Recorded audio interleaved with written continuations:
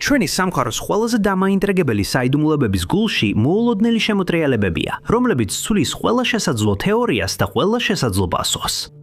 ყველაზე მცირე დეტალშიც კი შეიძლება იყოს იმდენი ძალა, რომ მთლიანი ამბავი თავიდან ააწყოს, ან დაანგრიოს მოქმედი ჰიპოთეზა, ან წარმოაჩინოს აშკარა პასუხი, რომელსაც მკიცებულება ძალიან აკლია. ნომერი 10. Antigua ყველაზე დიდი კუნძულია კარიბის ზღვის Antiguas და Barbudას სახელმწიფოში. ეს ადგილი ყველაზე მეტად ცნობილია თეთრი ქრიშის პლაჟებითა და ულამაზესი წყლებით. ის ტროპიკული ცენტრის როლს ასრულებს ნაოსნობისა და წყლის სპორტისთვის და ასევე წარმოადგენს უცნაური ამოუხსნელი გაუჩინარებების შემზარავ ფონს, რომლებიც კუნძულს დღემდე აშინებს. ბოლო 3 წლის განმავლობაში Antiguas კუნძულზე რამდენიმე ადამიანი გაუჩინარდა. მეზობელ კუნძულებზე დაკარგულ ადამიანებს ხშირად პოულობენ. ისინი ან ცოცხლები ბრუნდებიან, ან მოგვიანებით ნაპირზე გამორიყულებს პოულობენ. Antiguas მსხვერპლები კი გაუჩინარდნენ და არავინ იცის რა ემართებათ მათ. ერთ-ერთი ადგილობრივი, პატრიცია ჯოზეფი, ამას გონებრივ წამებად აღწერს. ეს იყო მისი დედა, 64 წლის ჰიასინთ გეიჯი, რომელიც ამ სანაცვლიან პერიოდში გაუჩინარდა. პატრიცია მუდმივად ეძებს იმ გამორჩეულ, მკვეთრი ფერის ნარინჯისფერ საწვიმარს, რომელიც დედას ბოლოს ეცვა. 2024 და 2025 წლებში სულ მცირე 10-მდე გახმაურებული შემთხვევა დაფიქსირდა, როდესაც ამ პატარა კარიბის ზღვის ქალაქის ცხოვრებლებს მსგავსი ბედი ეწიათ. ისინი უკვალოდ გაუჩინარდნენ. Count Richard Zibolis თავის სამუშაო ადგილზე Sandals Grande Antiguas კურორტში ინახეს. ორდონ დევიდსის მანქანა დამწვარი იპოვეს, ხოლო 3 ბარბადოსელი მეთევზე ზღვაში გავიდა და ამ საიდუმლოს ერთადერთი კვალი იყო მათი ნავის ნამსხვრევები, რომლებიც ნაპირზე გამოირეცხა. მიუხედავად მასშტაბური საძიებო ოპერაციებისა, ამ შემთხვევების უმეტესობაში მსხვერპლები კვლავ დაკარგულებად რჩებიან და მათი კვალიც კი არსად ჩანს. სპეკულაციები ფართოდ გავრცელებულია. პასუხების ნაცვლად ადგილობრივები მხოლოდ თეორიებს თავზობენ. Antiguas პოლიციის მიერ გამოხატული სავარაუდო გაბრაზება ბევრს აფიქრებინებს, რომ შესაძლოა ნაკლებად ანაზღაურებად დეპარტამენტს არ აქვს გამოძიების სურვილი, ან კი მათ უხდიან, რომ დაფარონ რაღაც უფრო ბნელი, მაგალითად ბანდების საქმიანობა ან ტრაფიკინგი. Antiguas პოლიციის მოვალეობის შემსრულებელმა კომისარმა Everton Jeppersმა აღიარა ძალის უსუსური მოქმედება და აღნიშნა, რომ გაუმჯობესების ადგილი ნამდვილად არსებობს. მან ასევე მოუწოდა საზოგადოებას გახსნილი გონებით მიუდგნენ გაუჩინარებების მაღალი რაოდენობის მიზეზებს, მათ შორის იმ შესაძლებლობასაც, რომ ამ ტერიტორიაზე ორგანოების ვაჭრობა მიმდინარეობს, თუმცა ამ ვარაუდის დასადასტურებელი მტკიცებულება არ არსებობს. 2025 წლის დასაწყისში გამოქვეყნებული ანგარიშის მიხედვით, Antiguaში გაუხსნელი დაკარგული პირების საქმეების რაოდენობა თითქმის 60 შეადგენს და ახლა ეს რიცხვი უდავოდ კიდევ უფრო მაღალია. მაგრამ საინტერესო ის არის, რომ Antiguaში სულ რაღაც 100,000 ადამიანი ცხოვრობს და კუნძული მხოლოდ 108 კვადრატულ მილს მოიცავს, რაც დაახლოებით როზენბერგის ტეხასის ზომისაა. ფარო ამ პატარა კუნძულზე ხდება შედარებით არაპროპორციულად ბევრი გაუჩინარება. მის არც ერთ მეზობელს არ აქვს ესეთი მაღალი გაუჩინარებული ადამიანების შემთხვევების მაჩვენებელი. ნომერი 9. ეს იყო 1864 წელი, როდესაც ჩრდილოეთ კაროლინაში პირველი ბიძგები იქცნეს. ეს იყო თებერვლის დასაწყისში, როდესაც მიწა შეირღა და გაურკვეველი ხმები Bald Mountain-ის მიმართულებიდან გაისმა. ეს არის 3020 ფუტის სიმაღლის მწვერვალი Broad River-ის აუზში. ზოგმა დაინახა კვამლი და ორთქლი, რომელიც მიწიდან ამოდიოდა და მალე უზარმაზარი პანიკა დაიწყო, რომელსაც რელიგიური ექსტაზი ამძაფრებდა. შიმი როკის მცხოვრებლებმა თავშესაფარი მოძებნეს და სიცოცხლის გადასარჩენად გაიქცნენ, რადგან სჯეროდათ, რომ მთა მალე ამოფეთქდებოდა, როგორც მოქმედი ვულკანი. ესეთი კატასტროფული მოვლენა არ მომხდარა. არც ლავა ამოფეთქებულა ნაპრალებიდან და არც გამდნარი ქვა გამოსულა არარსებული ვულკანური მთის პირიდან.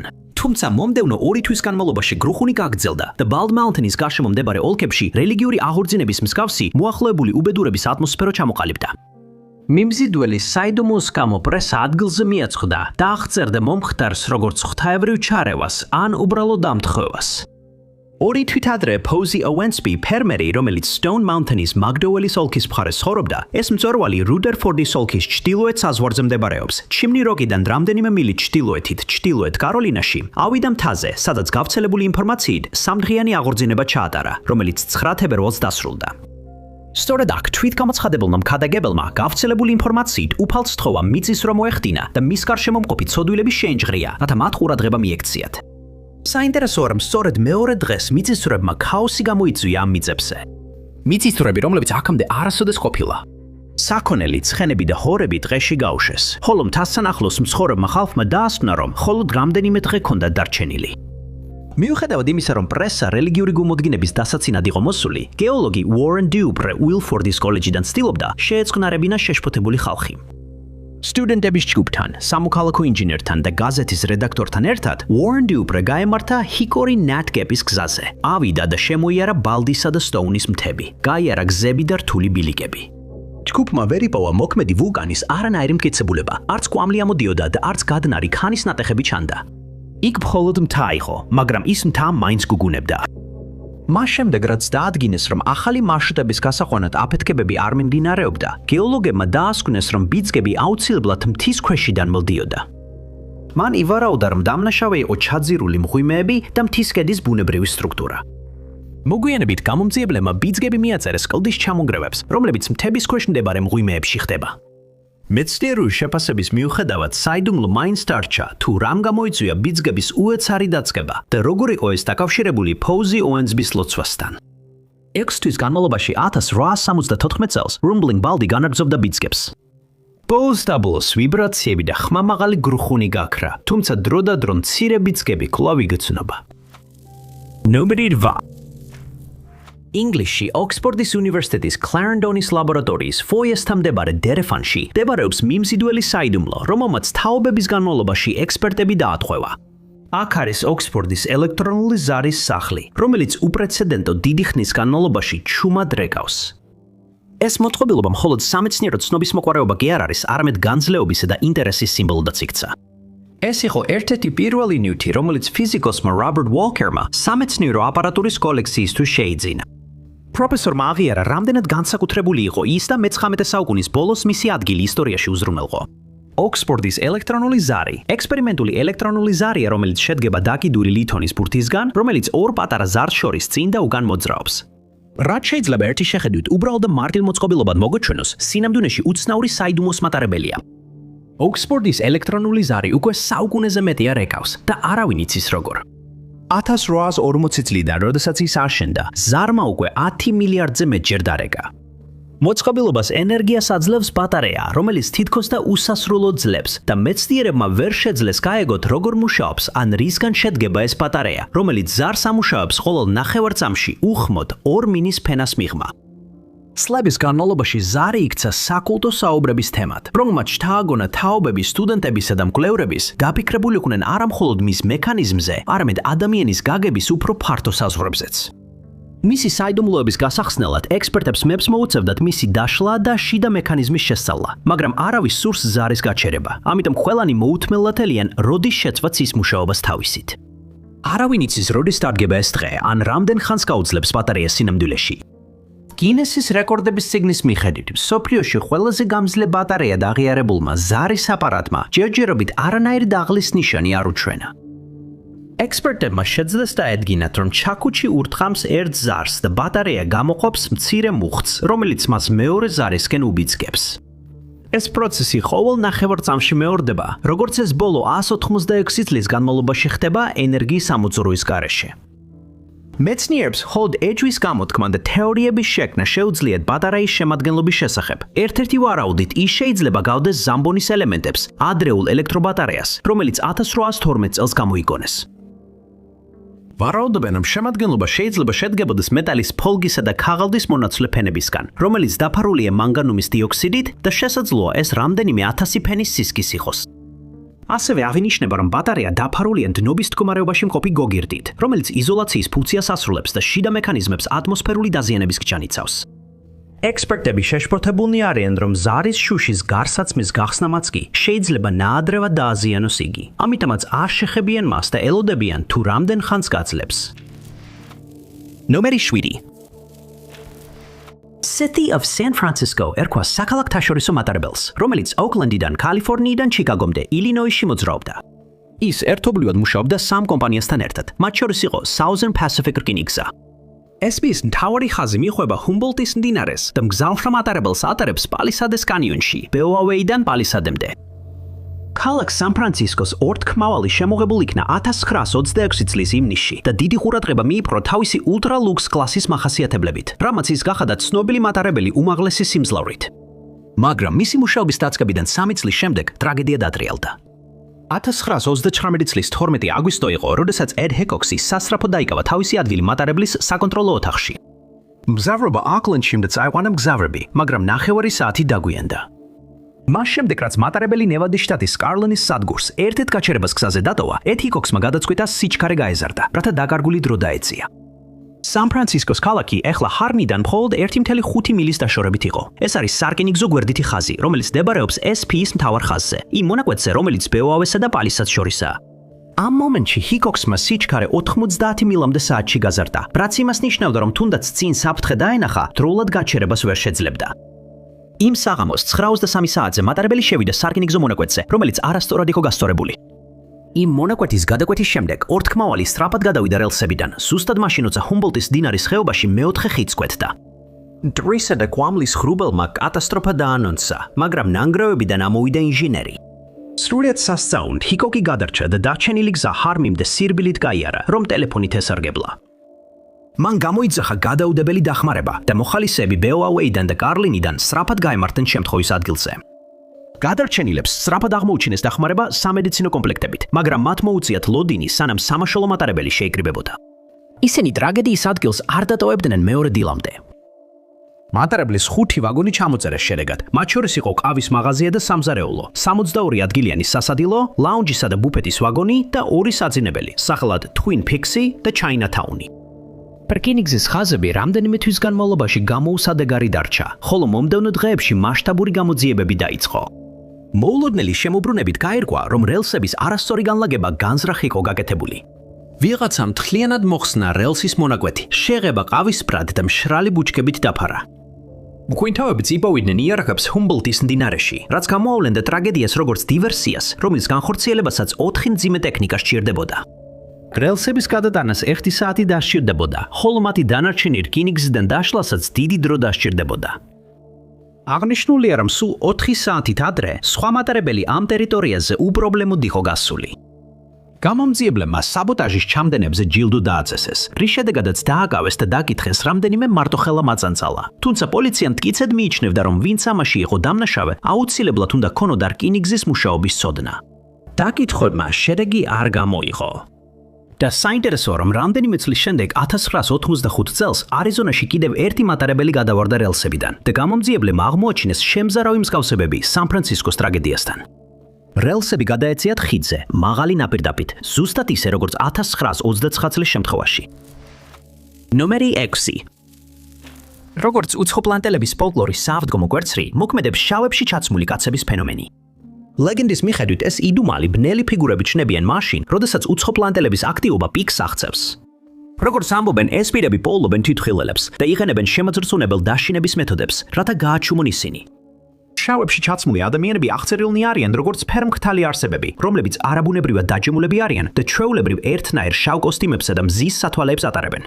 მათ აქვთ არაადამიანური ქცევა, რაც მათთან შეხვედრის შემდეგ ადამიანებს ბუნებრივად აშფოთებს.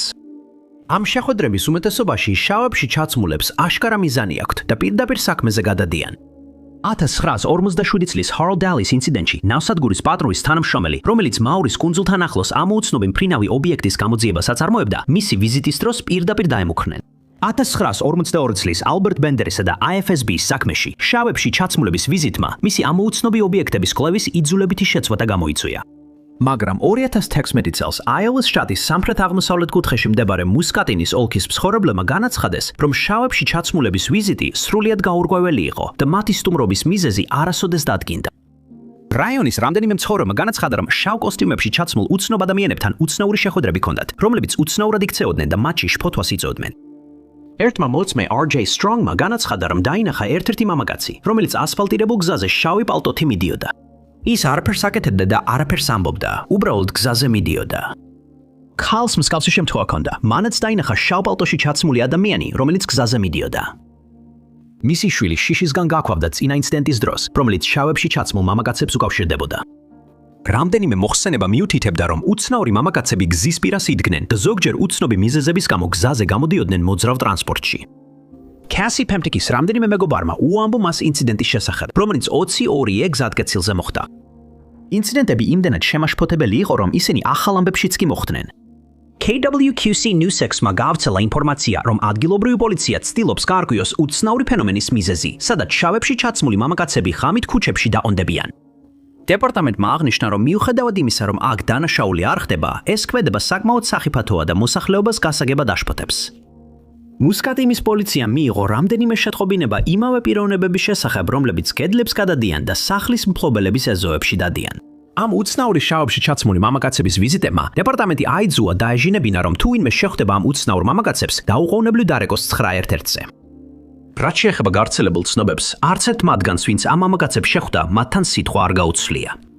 გაფითრებული სახეები უძრავად დგანან გზის პირას. უცნობი მიმართულებით მიდიან და შემთხვევით გადაუდგებიან მანქანებს, რაც ეწინააღმდეგება მათ ზოგად ბუნებასა და დანიშნულებას. ნომერი 5. 1966 წელს 4 სოფლის ცხოვრები ეწვია უძველეს სამარხს დასავლეთ თურქეთში. ამ ტერიტორიაზე მდებარეობდა ძვეწეტანელი მე-6 საუკუნის ლიდიელთა სამარხები.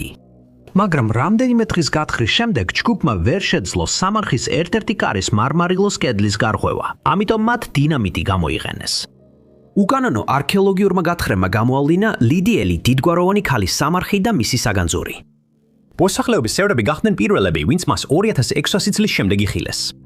მათ სამარხიდან ოქროსა და ვერცხლის ნივთები წაიღეს და მეზობელი სამარხებიდან კიდევ ასობით ნივთი ამოიღეს. გათხრების ბოლოს მათ 363 ნივთი დააგროვეს, რომლებიც შემდეგ თურქეთიდან რამდენიმე პარტიად გაიტანეს იზმირისა და ამსტერდამის გავლით. კოლექციის 2000 ნივთი 1.2 მილიონ დოლარად მიყიდეს მეტროპოლიტენის ხელოვნების მუზეუმს, რომელმაც იცოდა, რომ ეს ძვირფასი ნივთები მოპარული იყო. მოპარული. მათი ქმედებების შედეგები არა მხოლოდ მათ ცხოვრებაში, არამედ გარშემომყოფი ადამიანების რეაქციებშიც გამოჩნდა. სოფელში ბერმა გაიგო მომხდარის შესახებ და ჩურჩული დაიწყეს ამ მოვლენებზე საუბარი. სოფლელები ფიქრობდნენ იმ რისკებზე, რაც ქურდებმა აიღეს თავზე და ხედავდნენ, როგორ შეიცვალა ყველაფერი მათთვის, ვინც ამაში იყო ჩართული. ზოგიერთი სოფლის მცხოვრები ფიქრობდა, რომ განძმა მხოლოდ პრობლემები მოიტანა. სოფელში ატმოსფერო შეიცვალა, რადგან ხალხი ფიქრობდა, შეეხებოდა თუ არა წყევლა კიდევ ვინმეს, ვინც არტეფაქტებთან იყო დაკავშირებული. სოფლის მცხოვრებთა სიმდიდრე, თუმცა დიდხანს არ გაგრძელდა. ძვირფასი არტეფაქტების მოპარვისა და გაყიდვის შემდეგ ისინი უბედურებამ მოიცვა. ერთმა ქურდმა, როგორც სოფლის მცხოვრები ამტკიცებდა, 3 ვაჟიშვილი დაკარგა. შემდეგ ის ავარიაში მოყვა და ამის შემდეგ პარალიზებული დარჩა. სხვა ქურდი მწარე განქორწინება შეეჯახა, რამაც იგი სასოწარკვეთილებაში ჩააგდო. ერთ-ერთი მამაკაცი, როგორც ამბობენ, გაგიჟდა და ხალხს უყვებოდა, რომ 40 კასრ ოქროს მალავდა. ზარჩაში მონაწილე თანამზრახველი, რომელმაც არტეფაქტების საზღვარგარეთ გაყიდა, ამბობდნენ, რომ გაუულია საშინელი უცნობი დრო და ტკივილში უცხოვრია.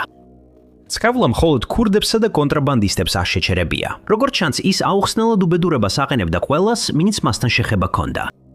მუზეუმის დირექტორს, რომელიც დამნაშავედ ცნეს მუზეუმის საგანძურის გაყიდვაში აზარტული თამაშების ვალების დასაფარად, ასევე შეხვდა უბედურება, რაც სხვადასხვა ფორმით გამოვლინდა, მათ შორის 13 წლიანი პატიმრობით.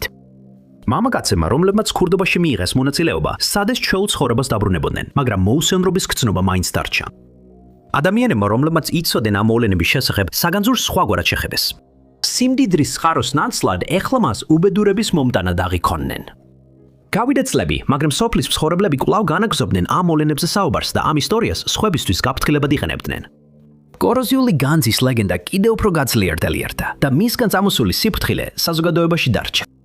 განძის აღმოჩენის გავლენა და მის შემდეგ დატრიალებული უბედურება სოფლის საერთო მეხსიერების ნაწილად იქცა და ადამიანების დამოკიდებულება წარსული საშიშროებების მიმართ შეცვალა. ნომერი 4. ისრაელის ხალხქვეშა ნავი დაკარი მეორე მსოფლიო ომის დროს დიდ ბრიტანეთში აშენდა და თავდაპირველად 1943 წელს როგორც HMS Totem შევიდა ექსპლუატაციაში. ომის შემდეგ წყალქვეშა ნავი მოდიფიცირდა და ოფიციალურად ისრაელმა 1967 წელს გაუშვა. მას შემდეგ, რაც დაკარმა შოტლანდიის მახლობლად რამდენიმე ტესტი გაიარა, ის ჰაიფაში ოფიციალური ცერემონიისთვის გაემგზავრა. როდესაც ის ჰაიფას მიუახლოვდა, ბორცემყოფებს ყოველდღიურად უნდა გადაეცათ მისი მდებარეობა სარდლობის ცენტრში რადიოთი. მოგზაურობის დიდი ნაწილის განმავლობაში წყალქვეშა ნავი ისრაელთან კავშირზე იყო 24 იანვრამდე. იმ დღეს დაკარმა კრეტის კუნძულს ჩაუარა და ბოლოს რადიოთი გადასცა თავისი მდებარეობა. შემდეგ დღეებში ჩატარდა მასშტაბური საძიებო სამაშველო ოპერაციები. შეერთებული შტატების, თურქეთის, ლიბანისა და საბერძნეთის ძალებმა სადეს დაკარგული წყალქვეშა ნავის პოვნა, მაგრამ 5 დღის შემდეგ ძებნა შეწყვიტეს. K-29 იყო საბჭოთა ბალისტიკური რაკეტების წყალქვეშა ნავი, რომელიც ექსპლუატაციაში 1960 წელს შევიდა. მისი პორტი მდებარეობდა პეტროპავლოვსკ-კამჩატსკში და ის საბჭოთა წყნარი ოკეანის ფლოტის ნაწილი იყო. გემი აღჭურვილი იყო ბირთვული ქობინიანი ბალისტიკური რაკეტებით და ბირთვული ქობინიან ტორპედოებით. მისი ბოლო მისია და მესამე ოპერაციული პატრულირება კაპიტანი ვლადიმირ ივანოვიჩ ხაბზარის ხელმძღვანელობით ტრაგედიით დასრულდა. 98 ადამიანის ეკიპაჟით წყალქვეშა ნავი გაემართა მშვიდობიან პერიოდში შეკავების პატრულირებაზე, რომელიც დაგეგმილი იყო თებერვლის ბოლოდან მაისის დასაწყისამდე. მარტისთვის ხომალდიდან კავშირი მოულოდნელად შეწყდა. KK-29 გაუჩინარდა და მიუხედავად დაუყოვნებელი და მასშტაბური საძიებო ოპერაციისა, მისი პოვნა ვერ მოხერხდა და ოფიციალურად დაკარგულად გამოცხადდა. Minervi, დიზელ ელექტროწყალქვეშა ნავი საფრანგეთის საზღვაო ძალებში 1961 წელს ჩაუშვეს წყალში და ის დაფნის კლასის 11 ხომალდიდან ერთ-ერთი იყო. Minervi აღჭურვილი იყო 12 ტორპედოს მილისით 8 ცხვირში და 4 კიჩოში. მისი ეკიპაჟი შედგებოდა 45 ადამიანისგან, მათ შორის 6 ოფიცერი. მთელი ეკიპაჟი ბორტზე იმყოფებოდა, როდესაც ხომალდი საიდუმლოდ ჩაიძირა ტულონში დაბრუნებისას. Minervis საძიებლად რამდენიმე ხომალდი გაამოძრავეს, მათ შორის წყალქვეშა ნავი და ავიამზიდი, მაგრამ ვერაფერი იპოვეს. საბოლოოდ საძიებო სამუშაოები შეწყვიტეს. USS Scorpion და Skipjack-ის კლასის ბირთვული ენერგიაზე მომუშავე შეტევითი წყალქვეშა ნავი ახალი თაობის წყალქვეშა ხომალდების ნაწილი იყო, რომლებიც უფრო მაღალი წყალქვეშა სიჩქარისთვის იყო შექმნილი. უდიდესი სისწრაფის წყალქვეშა ნავი აღჭურვილი იყო 6 ტორპედოს მილისით და ატარებდა როგორც ზედაპირული, ასევე წყალქვეშა სამიზნეების საწინააღმდეგო იარაღს.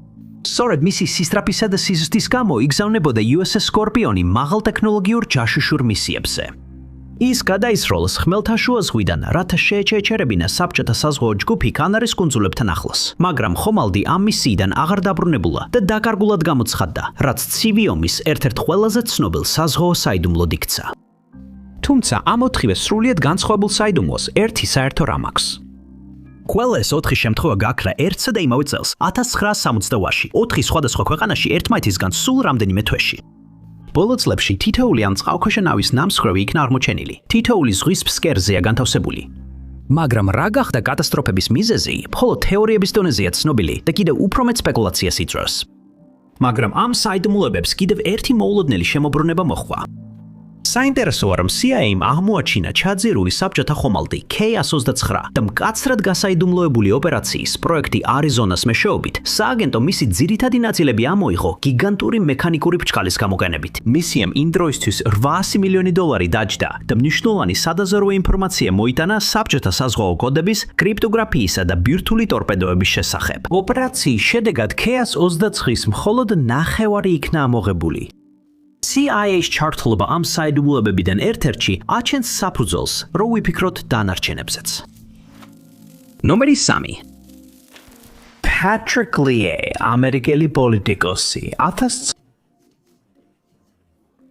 მან წარმოადგენდა Vermont's 1975 წლიდან 2023 წლამდე და იყო სენატის დროებითი პრეზიდენტი 2012 წლიდან 2015 წლამდე და კვლავ 2021 წლიდან 2023 წლამდე.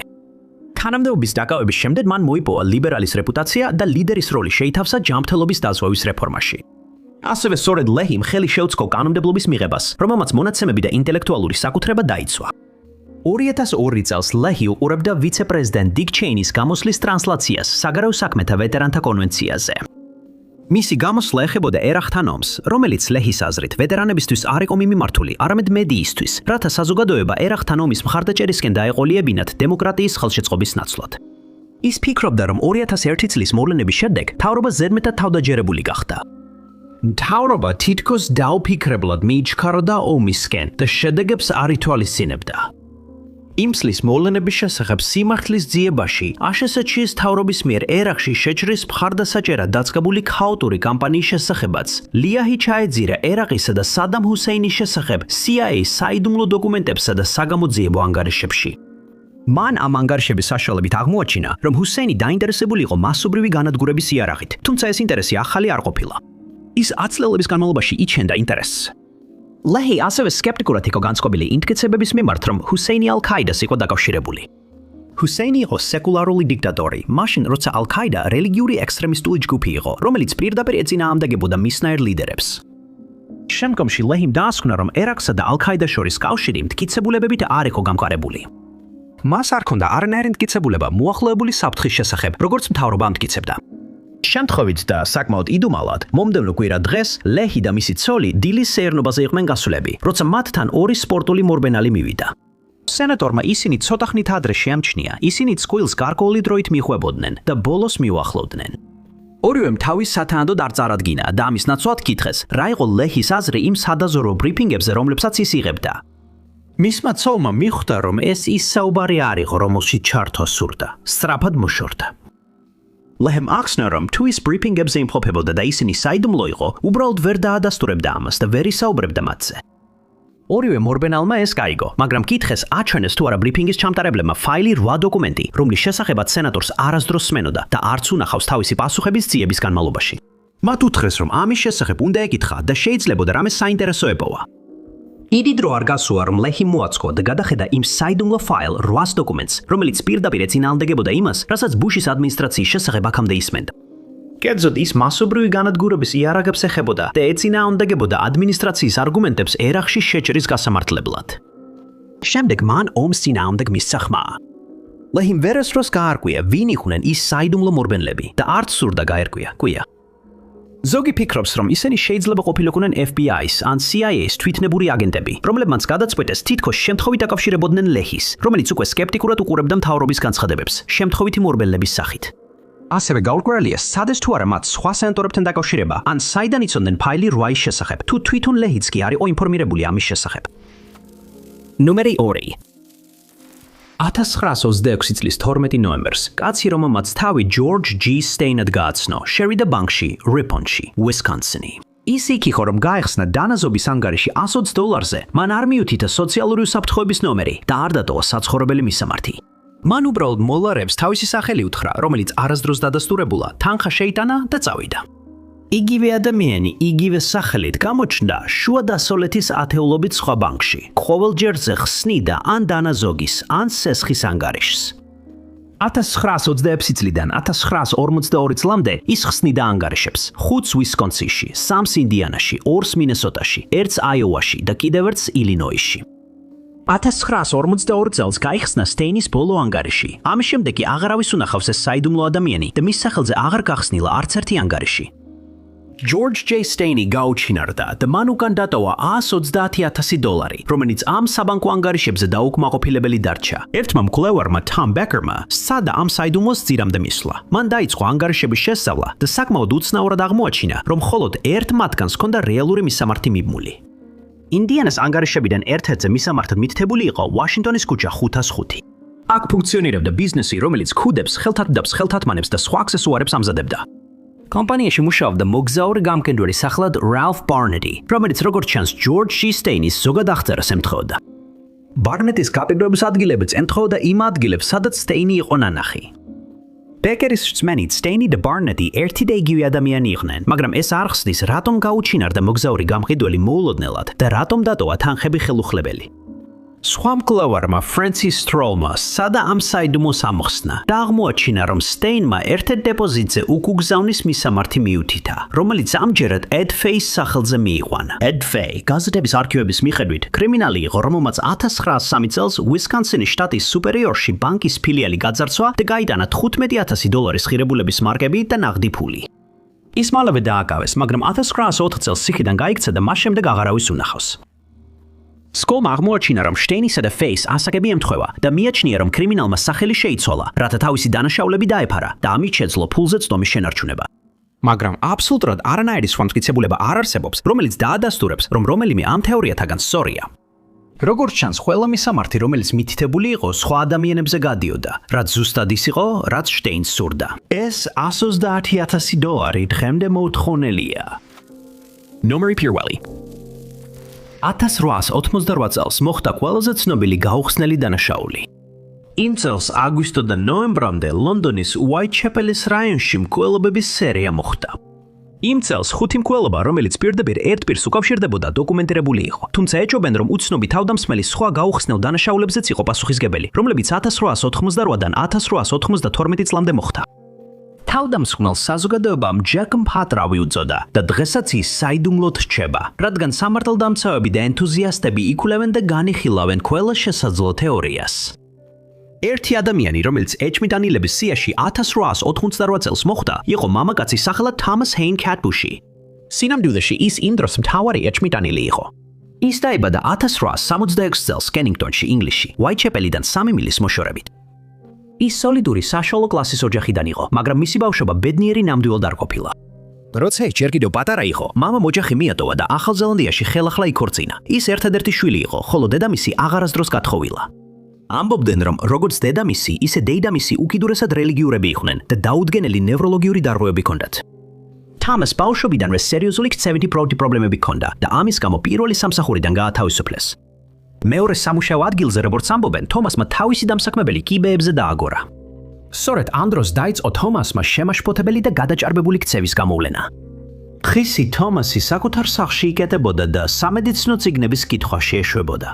მაგრამ ხამით, როცა სხვები ეძინათ, თომასი უაიტჩეპელში იყო, კედლებს გადადიოდა და სიმშვიდეს არღვევდა. თომასის მდგომარეობა იმდენად გაუარესდა, რომ მტკიცედ შეეროდა თითქოს მისი ექიმი მის მოწამლას ცდილობდა. ის ამ აზრით შეპყრობილი გახდა.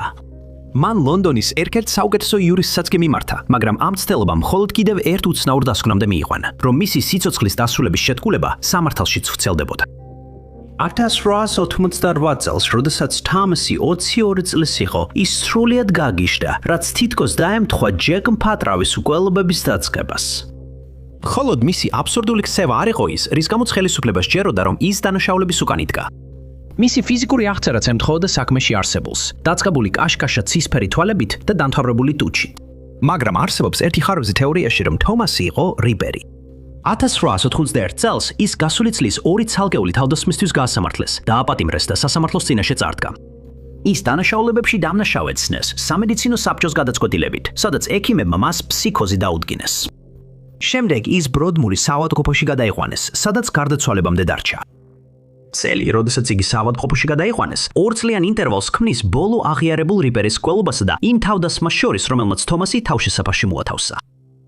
მიუხედავად იმისა, რომ ძალადობის შემცირება 1888-დან 1880 წლამდე ნაკლებად სავარაუდოს ხდის, რომ ის იყო რიპერი, ეს სრულად არ გამორიცხავს მას ეჭვმიტანელთა სიიდან. განსაკუთრებით თუ გავითვალისწინებთ, რომ თომასი იყო სკოტლანდ იარდის სუპერინტენდენტის ჩარლზ ჰენრი კატბუშის შვილიშვილი, რომელიც სკოტლანდ იარდის აღმასრულებელ განყოფილებას ხელმძღვანელობდა.